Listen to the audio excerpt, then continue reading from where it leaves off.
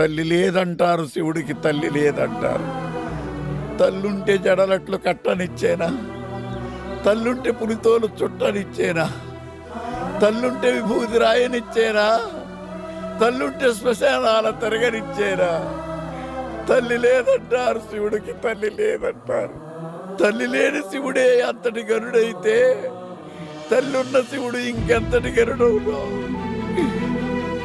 తల్లి లేని సుకుమారుడు ఎంతమందికి గొప్పవాడైతే తల్లుంటే ఇంకెంతటి గొప్పవాడగదు సుకుమారు.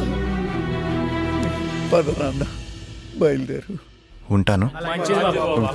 నువ్వు కూడా రావచ్చు కదరా. నేను రాను.